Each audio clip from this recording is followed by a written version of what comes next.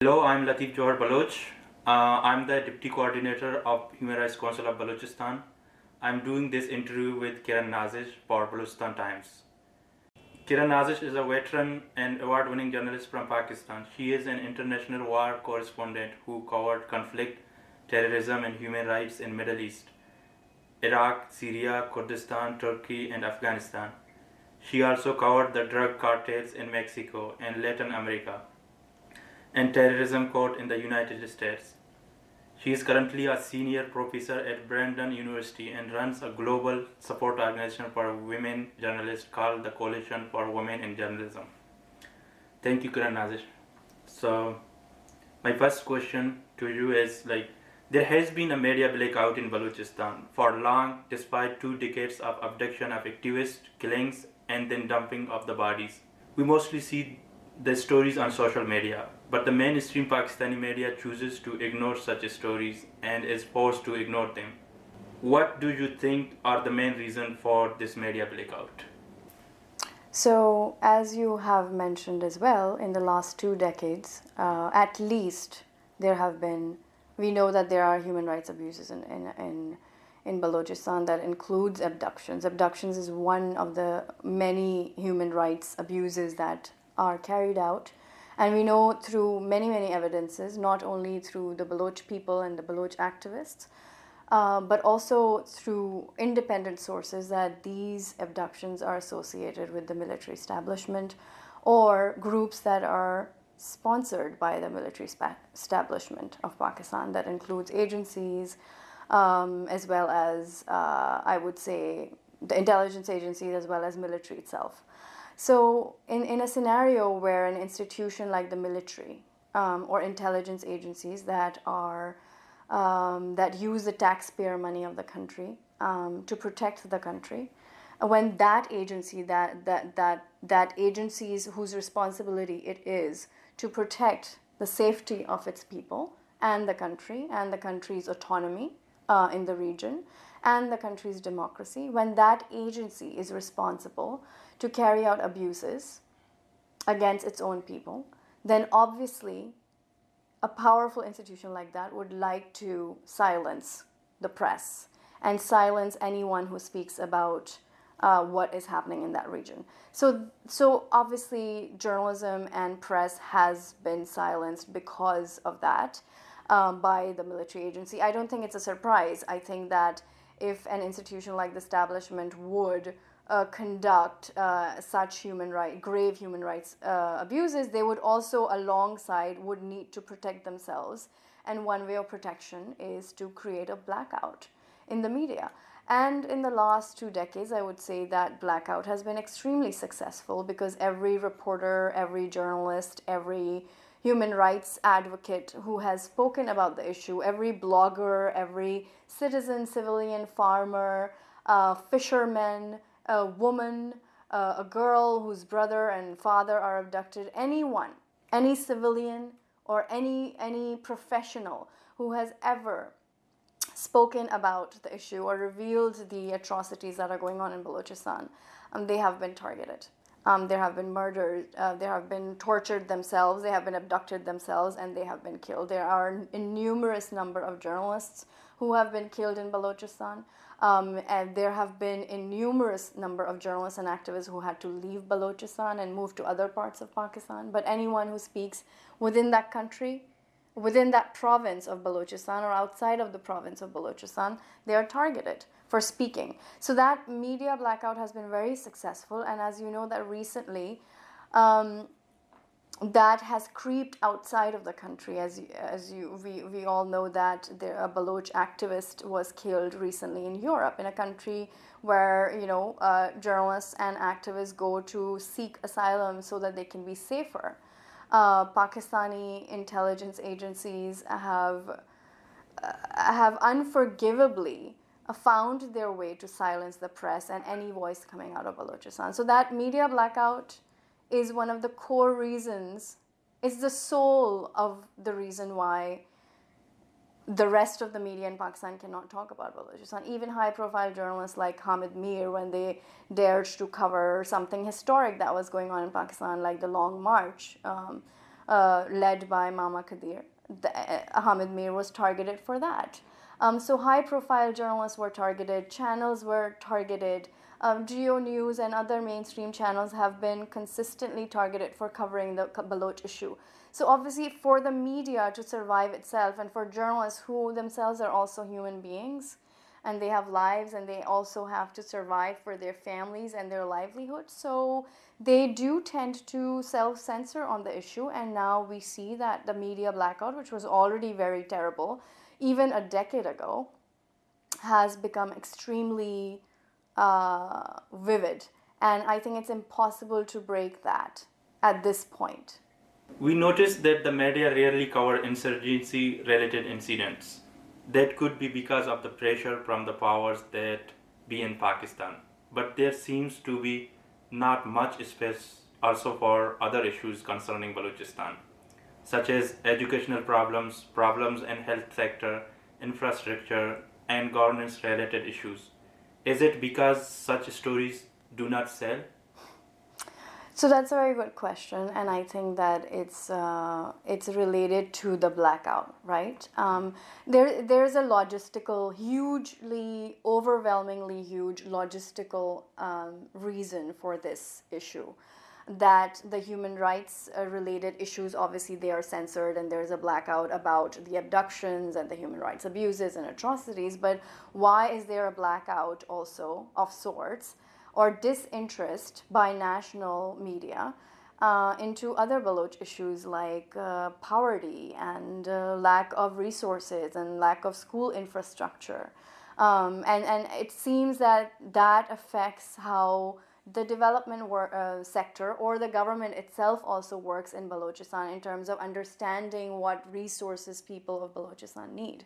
And I think that these two things are linked. When there is a blackout, when journalists are not able to travel to Balochistan, when media does not have access to stories in Balochistan, because they are covering, because I think that they are targeted. Even if a journalist, I know a lot of journalists in Pakistan who work for local media as well as foreign media, who want to go and cover girls' schools. But they cannot go because every time an outsider goes into Balochistan to cover a story, they are targeted. Even if they're covering, say, if they're covering Gwadar, or they're covering schools, or they're covering education or hospital, or there's an earthquake in Avaran. When the earthquake happened in Avaran, I went there, and it was entirely you are being monitored at all points, and then you are harassed as a journalist along the way many times, and sometimes it limits your ability to be able to focus on the work as a journalist. This is a logistical issue for the media. So when news organizations want to send reporters down, say even if a news organization is based in Balochistan and they want to send someone down to Avaran, it's a logistical issue, it's a hassle. So there's that factor, because everyone is harassed no matter what story you're covering in that province of the country. So it affects the resources. News organizations don't have any resources. Pakistani media is really suffering in a lot of ways. As you know, that Pakistani media is suffering from censorship at large in the country. So there is very little opportunity to report anyway. And then if you want to cover a place like Balochistan, where the military, it's like a no-go area in Pakistan, then any kind of thing that you want to cover, you will be targeted. So that is the reason why this trickle-down effect causes the rest of the civic society issues in Balochistan to be neglected as well. And of course, that is it's not a great excuse, but I think it's a logistical issue, and I don't think that the media does it deliberately. I think it's just that the tendencies don't allow them, and so then they don't feel that they have the resources to be able to, go and do the stories. On the Baloch missing persons issue, when the army abduct Baloch activists without any arrest and court warrants, and keep them in its cells, and then kill most of them without any trial. On this issue, we have seen some journalists and human rights activists from Pakistan have spoken up. Late Asma Jahangir was a significant voice. Sabeen Mahmood was also vocal about it. That was perhaps the reason she was killed. But journalists, human rights activists from outside Balochistan, the Pakistani civil society, do you believe they can do more in terms of constantly highlighting this issue? That's an important question indeed. And it's important because there are two aspects to this issue, this dynamic. One is that, first of all, these abuses are so intense and so vicious that they should be in the international court. And I don't think that there should be, ignorance of what Pakistan is doing, which is why there is the blackout and all that. And which is why people are targeted if they report on it, if they write about it. Academics are targeted and harassed. Journalists are, human rights defenders are, etc. Whether you're Baloch or non-Baloch, you are targeted to cover those stories, right? So Sabine, who was a friend of mine, who was, we do think that she was probably targeted for the same reason, that she wanted to give a platform to issues that were happening in Balochistan. And why that is so important is that if people like Asma Jahangir or Sabine Mahmood or Hamid Mir, these are outsiders of Balochistan. So when Balochistan, but all Baloch people, whether they're in Balochistan or outside of Balochistan, they understand the issue, they know what's going on. Many journalists who have tried covering the issue, non-Baloch journalists, they understand the issue too, right? So but when there's a blackout, the military establishment is able to successfully block everything that people in Pakistan can know about, right? So after that successful blackout of information coming out of Balochistan, the people who are left, like Sabine Mahmood, who are give a platform so that people outside of Balochistan who don't have access to because of the media blackout, to the information, these people become threat to that blackout, right? So Sabine, I'll just give you an example of Sabine, say if she wanted to do a panel on Baloch issue, or Hamid Mir covered the Long March, these were the only people in the midst of that blackout trying to leak that information that all of Baloch people know and the rest of Pakistan doesn't know.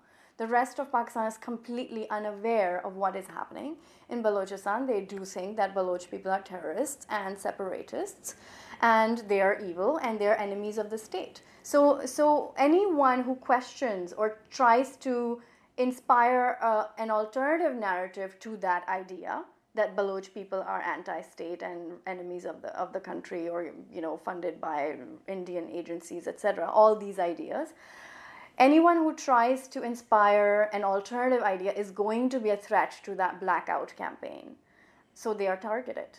And I think this is essentially to close every loophole that there can possibly be to let Baloch people be visible to the rest of the country. The rest of the country is conveniently blind towards what's happening in Balochistan, and anyone who tries to, question that or challenge that is targeted.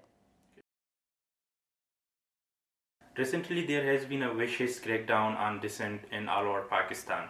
Activists in Balochistan have been suffering for 2 decades now. Then activists in Khyber Pakhtunkhwa and Sindh started disappearing. And more recently, we saw abduction from Punjab, Islamabad. Even journalist Matiullah Jan was picked up from Islamabad and thankfully released after a day. Matiullah is a brave journalist and we are glad he was not harmed and returned safely. The people who spoke up for him deserve credit. This showed that the pressure worked. But why do you think the secret agencies do not change their attitude? They might release one abducted person if there is enough pressure, but they will pick up another activist the next day. Why is that? Why wouldn't it be? If they want to create a blackout and they want to, this basically, why wouldn't they? If they want a blackout, they are going to do this. This essentially, for me as a journalist and as someone who cares about human rights and equality, for all humans around the world, I think that this is a significant symbolic sign of the fact that Pakistani military establishment wants to continue with the abuses. The reason that they keep on abducting, and sometimes the pressure works. I think the pressure works a little bit. It's not cool. What is happening in Pakistan right now is not okay.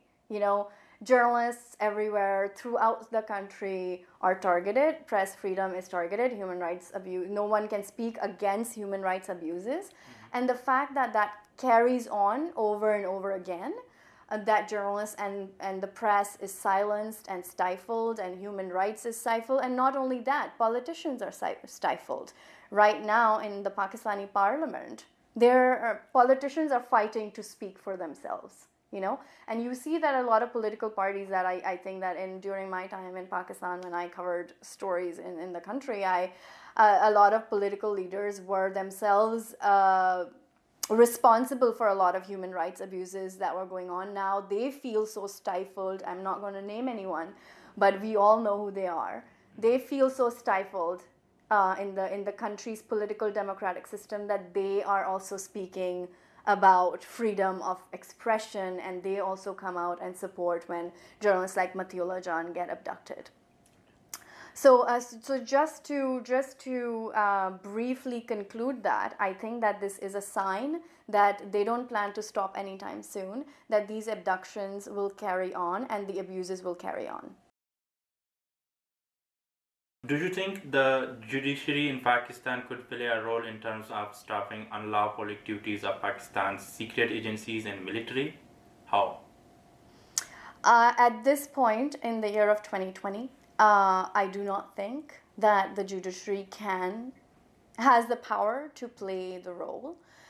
There are a lot. This is not to say that there aren't people in the judicial system who are willing to fight for democratic values. There are some wonderful people and who are valuable to democratic values, and they're fighting within that system.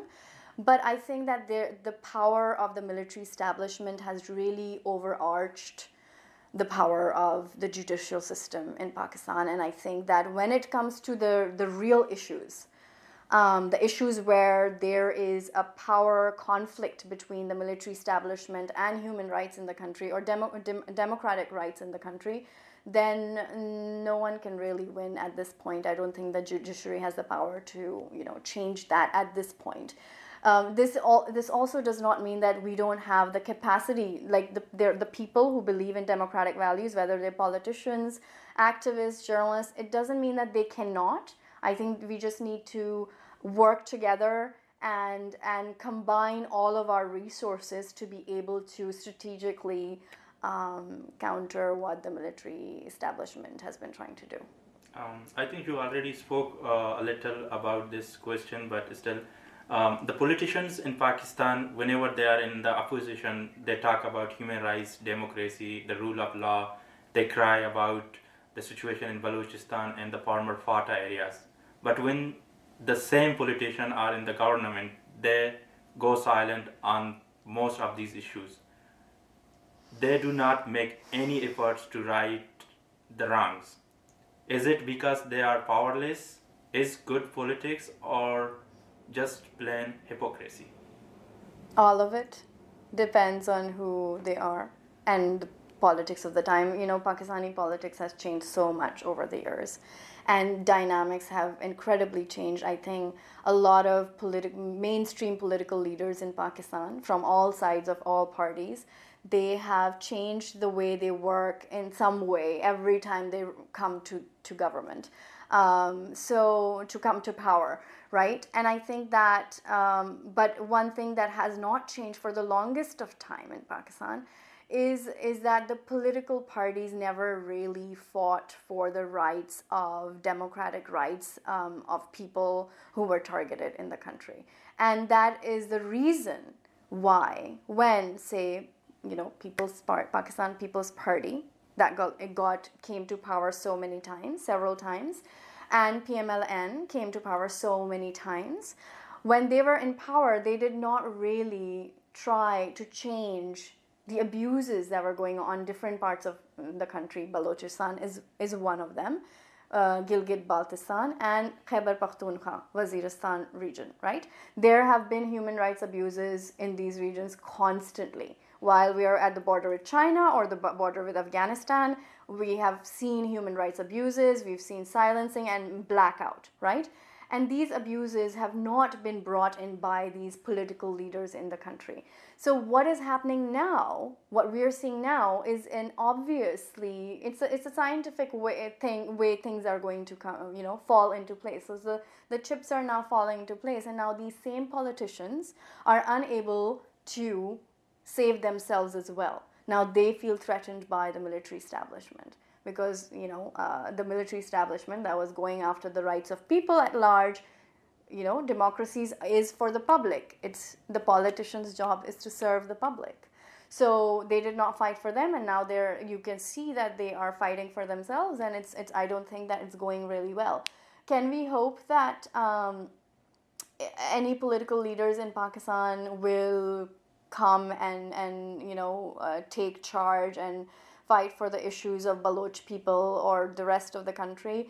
We don't know that right now, because I think the situation is pretty much in the hands of the military establishment. I do want to point out, however, in a very, very small minority, there are politicians in Pakistan who have sacrificed themselves to speak further at the face of danger and at the risk of their own lives. I know some of those politicians myself. Afrasiab Khattak, who is a wonderful guy who has risked his life. I think every day he risks his life to speak for the rights of people of Balochistan and Pashtuns and anyone. He does not understand different races in Pakistan. He does not differentiate. He thinks that all Pakistanis are equal.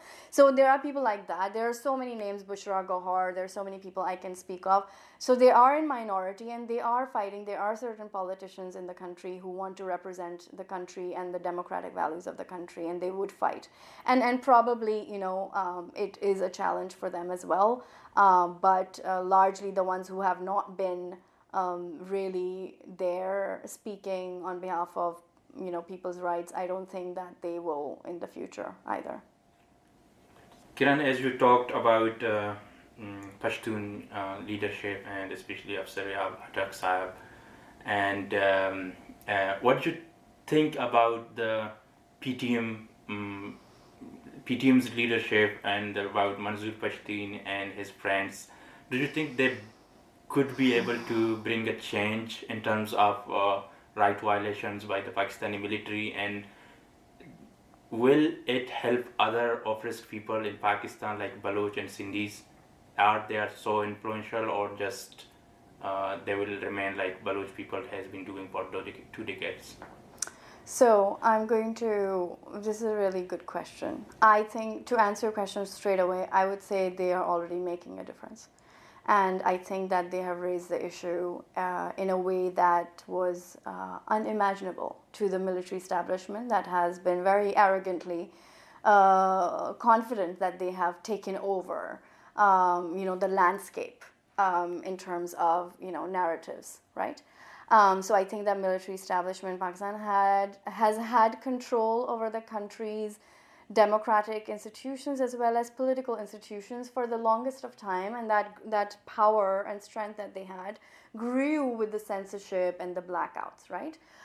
So it's been an environment where it has been impossible for Pashtuns to speak the way Manzoor did. So I'm going to go back a little bit into a detail that when I think that around until 2012, I looked a little bit into the Baloch issues, and then eventually I was covering FATA, as you might know. And during my time of when I was covering FATA, and then I was also covering Afghanistan, I started seeing abductions going on in the FATA region, in different parts of FATA, Waziristan, South Waziristan, and also Bannu and other places nearby.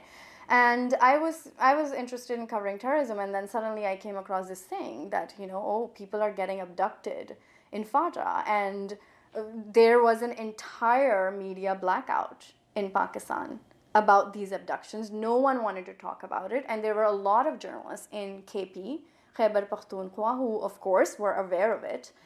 but they couldn't write about it. So in the mainstream media, no one knew that these abductions were going on.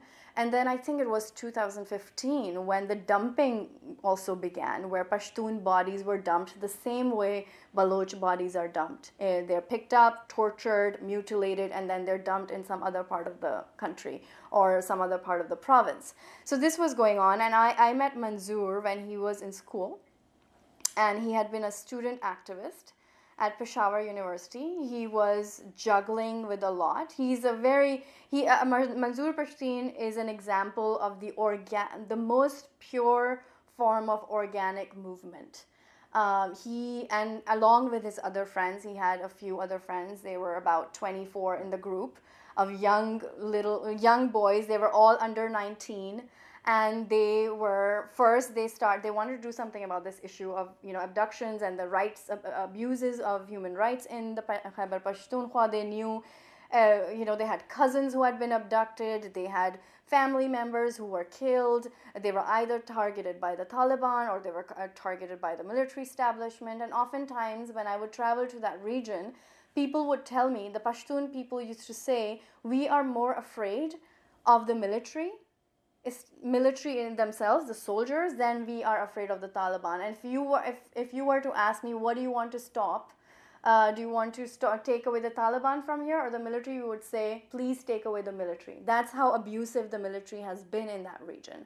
And we all know how Taliban and they have been used as a pawn by the military to abuse the rights of people and take over their territory. So Manzoor Pashtun is a student. I knew him as a student, as a young boy who was doing something extremely dangerous. And when he started talking about, taking a movement and rallies, he used to do small rallies in Diyai Khan and Bannu. Anyway, I think he did it for about 2 years. Another thing he started in the beginning, his story is that he and his friends, all from college, they were studying veterinary studies, and his father, I think his father is a teacher, if I'm right, if I remember correctly. These were a bunch of kids who were just distraught with the situation going on in that region. And what they used to do is they used to go knock every door of Pashtun homes of people who had money or who could give some charity, and they used to gather charity, and then when they used to collect all that money and some ration, and then they used to go and give it to people who were displaced or in need, Pashtun people. So their struggle is very organic. What they started doing was organic. And in years, when they keep on seeing violations, they keep on seeing their friends are getting abducted, they keep on seeing that people are getting silenced and killed for speaking out, or not only for speaking out, but just for existing as Pashtun people. Or that they look, I personally also think, that a lot of these Pashtuns were also targeted so that they can be used as an excuse to say that, look, we are killing the Taliban. That's another long issue and I don't want to get into it. But to answer your question, who Manzoor Pashtun is, I think he's an organic product of these abuses. I think that he is an inevitable product of these abuses. Pashtun people are brave and resilient and humble and loving and patriotic. And they don't deserve to be violated this way. And it started in 2009. So after a decade of all of those abuses, obviously the anger comes out. And sometimes Manzoor does get angry, in his speeches, but it comes from a place of love for the country. He loves Pakistan and he loves people in Pakistan. He just wants a military establishment and the military institutions and intelligence agencies to behave better and to treat all Pakistanis equally. You have worked in Iraq and covered the Kurdistan region, in which in many ways is similar to Balochistan. They too suffer like us. How can marginalized nations like the Baloch and Kurds best protect their identity, language, and tradition, concerning they do not have much say in running the states they are forced to live in? Well, this is a tough question. I would say, ironically, given that this question is coming up, that Pakistan was formed based on the same values that today's Pakistani establishment abuses for the people of Pakistan. When Pakistan was formed on the two-nation theory, and one of the things was discrimination. Why was Pakistan formed? Was because Muslims were discriminated against in the subcontinent, and that they didn't have the right to speak their own language, that they did not have the right to be able to maintain their own culture. And the same thing is happening right now with certain groups in Pakistan, such as the Baloch people, who are not allowed to speak their own language. It's actually quite ironic that Pakistani establishment is able to do that, and political institutions and democratic institutions and people and individuals are able to tolerate that. I don't understand how has that been going on for so long.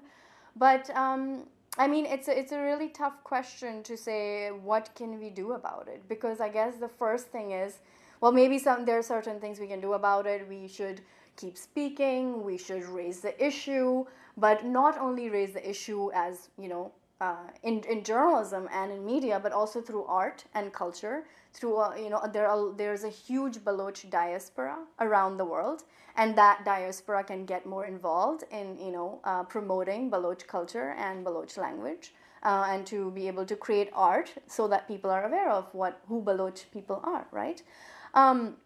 But I do want to say at the intricate level on the ground in Pakistan, the most important thing is that Baloch people are able to live as citizen if they want to be citizen of the country, and that these human rights abuses are stopped.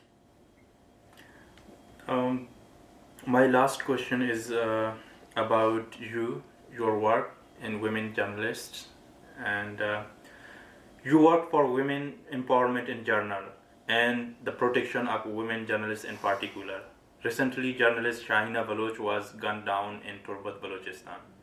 Women in the media are constantly harassed and ridiculed.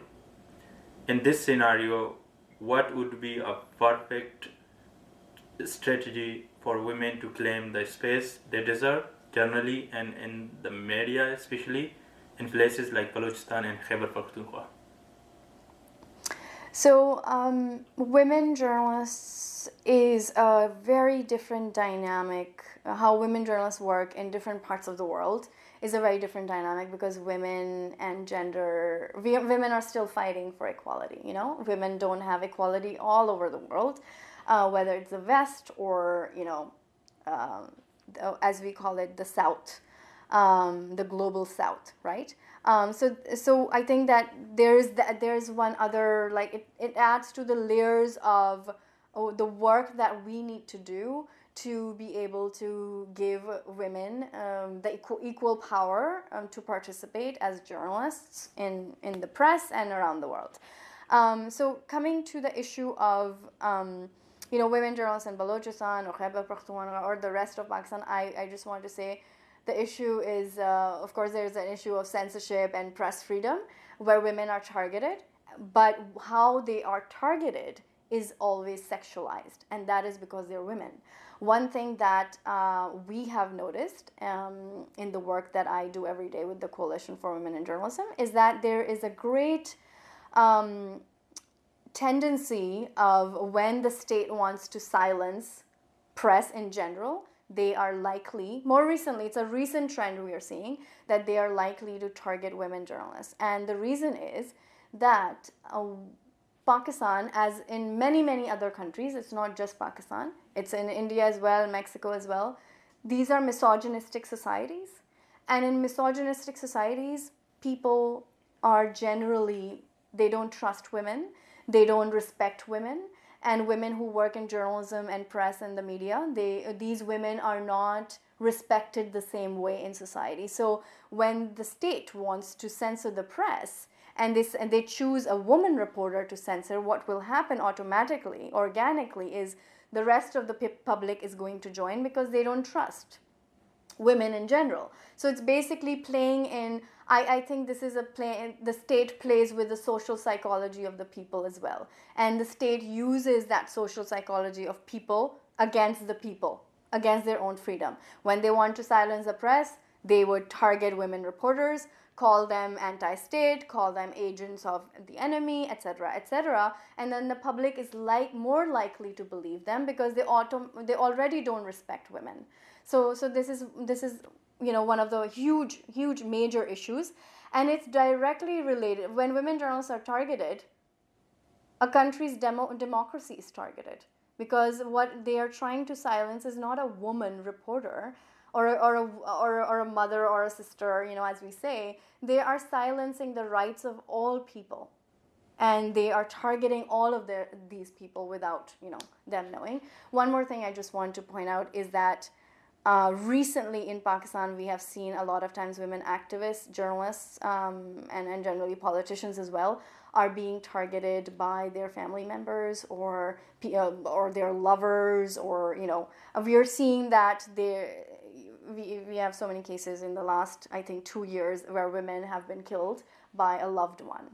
And that is the same thing, that where there is this lack of respect for women and lack of trust about women who work independently in society, and that there's this other misogynistic dynamic where women are also targeted. So in a country where women are not safe already, it gives a power to your personal relationship as well to be able to go and just kill you. Do you think Pakistani state using social and religious norms to attack women from not by itself, but by Absolutely. one as husband or on a religious Absolutely. background? This is about playing with emotions and playing with politics. It's a tactic.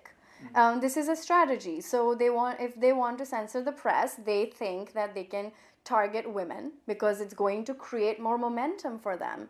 If they're going to troll a woman reporter like Asma Shirazi, who's a member of our organization, a lot of our members, a lot of the members of the Coalition for Women in Journalism, I think about 20 of our members have been targeted in Pakistan through trolling, and some of them have been physically attacked. And what is the reason behind it is that when women are attacked, high-profile women are attacked, it creates a lot of momentum, and then the public joins in, and then the public thinks that these journalists are enemies of the state, and these journalists are paid by all the Lifafa journalists and all these things that we know about, and any kind of politics. So in this area, misogyny is being used, and then any kind of politics that would benefit them. So if it's religious politics, sure, why not? If they want to censor the press, they're going to use every tactic that they can. So what is the solution for all this? The solution is really nothing other than people working together and keep working at what they're doing, keep doing what they're doing. When censorship is successful after being censored. And blackout is successful when people stop trying to tear away that blackout, right? So we need to keep tearing away. And we need to keep fighting and be resilient and keep doing our work and find new ways of collaborating and working together, instead of, fearing and dissipating what we are there to do. Thank you so much, Kiran, You're welcome. your time and speaking with us. You're welcome.